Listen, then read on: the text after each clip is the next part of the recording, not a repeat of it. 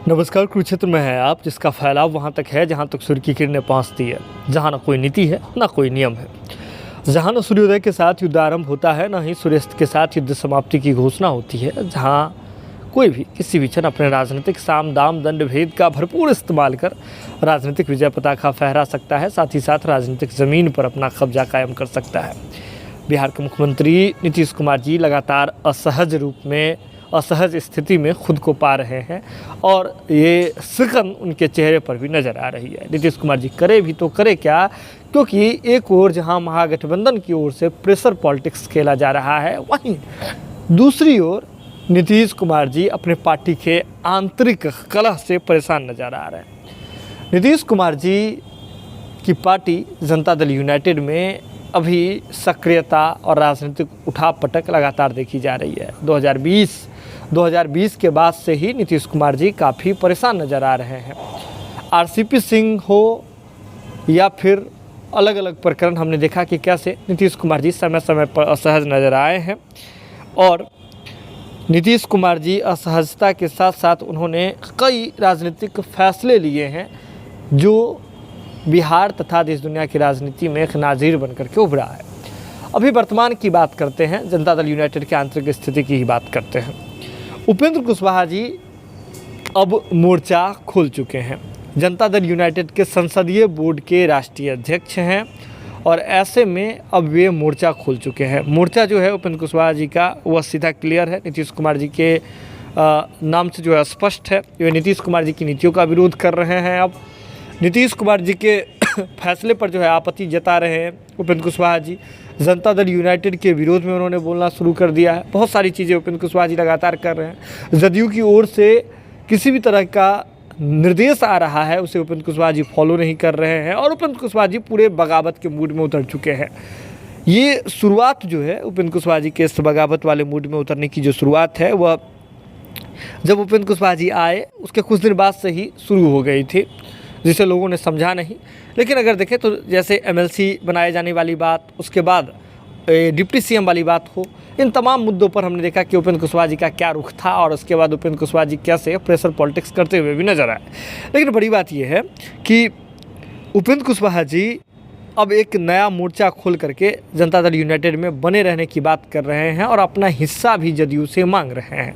इतिहास भी दिखा रहे हैं कि कैसे आपने लालू प्रसाद यादव जी से कुशवाहा के लिए और लालू प्रसाद यादव जी से आपने कैसे जो है हिस्सा मांगा था, तो उसका इतिहास दे रहे हैं। नीतीश कुमार जी को आईना दिखा रहे हैं, तो वही हिस्सा अब हमको चाहिए जनता दल यूनाइटेड पार्टी से।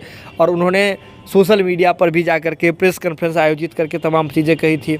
जदयू की ओर से भी जो है उन्हें कहा गया था कि जो जगदेव बाबूजी की जयंती है उसे नहीं मनाना है, लेकिन इसके बावजूद उपेंद्र कुशवाहा जी इस तरह की चीज़ें करते हैं। मतलब मनाना है, पार्टी फोरम में मनाना है, आपको अलग किसी मंच की ओर से, चेतना मंच की ओर से आपको नहीं मनाना है।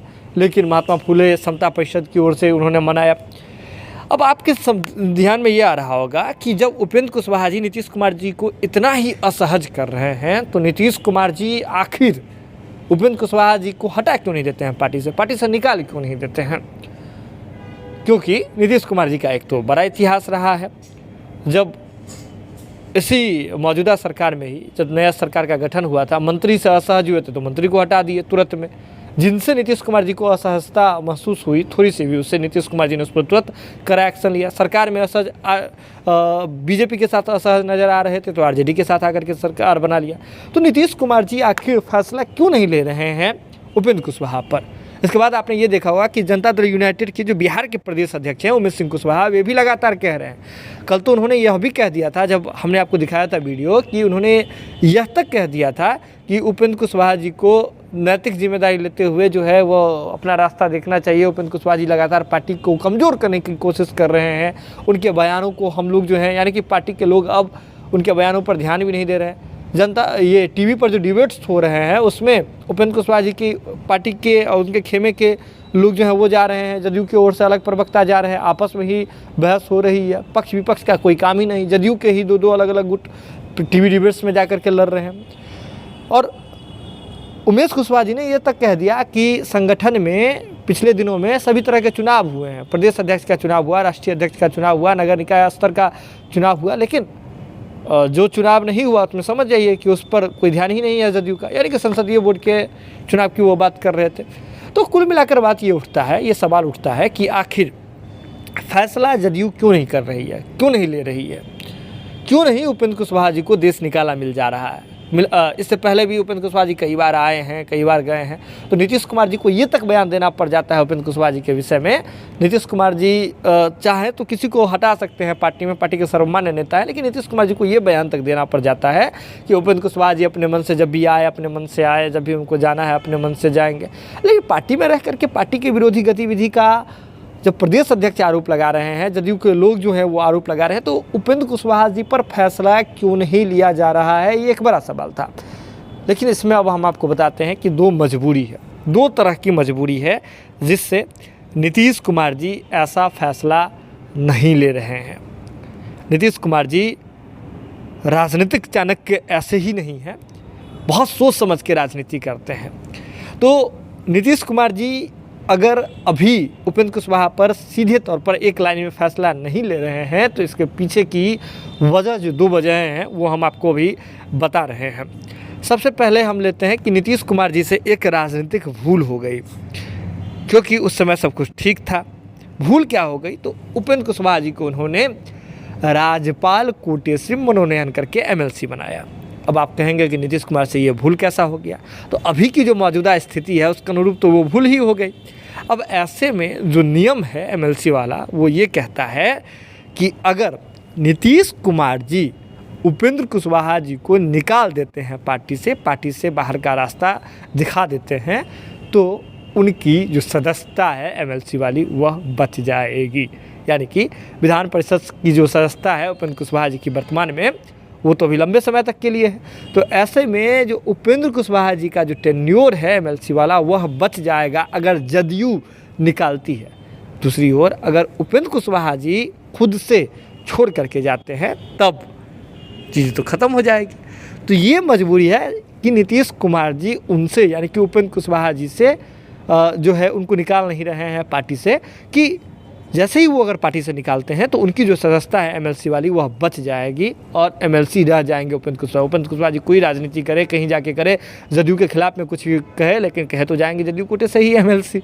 तो समझ रहे हैं नीतीश कुमार जी किन रणनीति को लेकर के आगे काम कर रहे हैं। इसलिए प्रदेश अध्यक्ष बयानबाजी कर रहे हैं, जदयू के लोग बयानबाजी कर रहे हैं कि कैसे भी वो खुद छोड़ करके चले जाए, हम नहीं निकालेंगे, हम इस पर कार्रवाई नहीं करेंगे। क्योंकि जदयू जैसे ही उस पर स्पष्टीकरण पूछती है, कार्रवाई करेगी, तो फिर तो मामला हो जाएगा। जदयू की ओर से जैसे ही पहल किया जाएगा तो वो बच जाएंगे। अब आप एक सोच रहे होंगे ये दूसरी वजह क्या है, तो दूसरी वजह भी जदयू से भी जुड़ी हुई है। अब देखिए ना, आरसीपी सिंह जी पहले ही मोर्चा खोल चुके हैं। आरसीपी सिंह पहले मोर्चा खोल करके जदयू से अलग हुए, और आरसीपी सिंह जी अभी शांत नहीं बैठे हैं। आरसीपी सिंह जी पूरे बिहार भर का भ्रमण कर रहे हैं और भ्रमण करके लोगों को मजबूत कर रहे हैं। और ऐसे में ये कहा जा रहा है कि आरसीपी सिंह जी बीजेपी के लगातार संपर्क में हैं, तो बीजेपी इसका फ़ायदा कहाँ उठाएगी, तो 24 और 25 में। और ऐसे में उपेंद्र कुशवाहा जो उन्होंने एक अलग मोर्चा खोला है, तो ऐसे में आप कहेंगे कि अलग मोर्चा खोला है उपेंद्र कुशवाहा ने, तो वे भी आरसीपी के साथ जा सकते हैं। यानी कि नीतीश कुमार जी के खिलाफ में होकर के एक आरयू वाला जो फैक्टर है आरसीपी सिंह का और उपेंद्र कुशवाहा जी वाला, वो फैक्टर वह बन सकता है, और जिससे सीधे तौर पर डैमेज नीतीश कुमार जी को होगा, क्योंकि दो बड़े चेहरे अलग हो जाएंगे नीतीश कुमार जी से। और जब दो चीज़ें कहते हैं ना कि एकता में बल है, साथ हो जाए तो मामला बिगड़ सकता है। अब आप कहेंगे कि आरसीपी सिंह और उपेंद्र कुशवाहा जी तो नदी के दो किनारे हैं, साथ हो ही नहीं सकते। तो राजनीति में सभी कुछ संभव है। पिछले दिनों के इंटरव्यूज़ को अगर आप देखें, उस पर गौर फरमाएंगे, तो आपको दिखेगा कि उपेंद्र कुशवाहा जी ने ये कहा था कि कुछ बड़ा करने के लिए ना छोटी छोटी चीज़ों को भुलाया जाता है। आरसीपी सिंह वाले सवाल पर कहा था। तो आरसीपी सिंह जी जिस प्रकार से अभी झंडा रोहन कर रहे हैं, झंडा लेकर के निकले हुए हैं, और ऐसे में एंटी नीतीश कुमार वाला झंडा लेकर के अगर उपेंद्र कुशवाहा निकल जाते हैं और राजनीतिक गलियारे में अगर दोनों का साथ हो जाता है, तो नीतीश कुमार जी के लिए परेशानी का सबब बनेगा। तो ऐसे में नीतीश कुमार जी के लिए ये भी मजबूरी है कि सीधे तौर पर जो है वह उपेंद्र कुशवाहा जी को नहीं निकालना चाह रहे हैं। धीरे धीरे उपेंद्र कुशवाहा जी को असहज करने में लगे हुए हैं। अब एक है ना एक बहुत पुराना एक कहावत है, एक शेर है कि हमहू लूटा तुहों लूटा लूटे के आज़ादी बा, हमहू लूटा तुहों लूटा लूटे के आज़ादी बा, बाकी सबसे बेसी उहे लूटी जेकरा देह पे खादी बा। तो बात यहाँ इसी तरीके का है कि नीतीश कुमार जी को उपेंद्र कुशवाहा जी असहज ज़्यादा करते हैं, या फिर उपेंद्र कुशवाहा को नीतीश कुमार जी ज़्यादा असहज करते हैं, या फिर उनकी पार्टी ज़्यादा असहज करती है। अब इसमें कंपटीशन हो रहा है कि या तो तुम छोड़ो, ये कह रहे हैं कि नहीं आप हमें निकालो, तुम छोड़ो। तो मामला ऐसे चल रहा है। तो ये दो मजबूरी है ऐसे नीतीश कुमार जी की, जिससे वे उपेंद्र कुशवाहा जी पर कुछ फैसला नहीं ले सकते हैं। राजनीतिक संजीवनी बूटी अभी नहीं देना चाहते नीतीश कुमार, तो अभी तो बिल्कुल नहीं देना चाहेंगे, क्योंकि आगे 24 भी है और 25 भी है। जुड़े रहिए आप जनता टॉकीज के साथ, जो भी अपडेट होगा हम आपसे शीघ्र ही साझा करेंगे। खबर देख लिया तो जरूरत है इसे शेयर करने की, शेयर करके हम लोगों तक पहुंचाने की। बहुत बहुत धन्यवाद।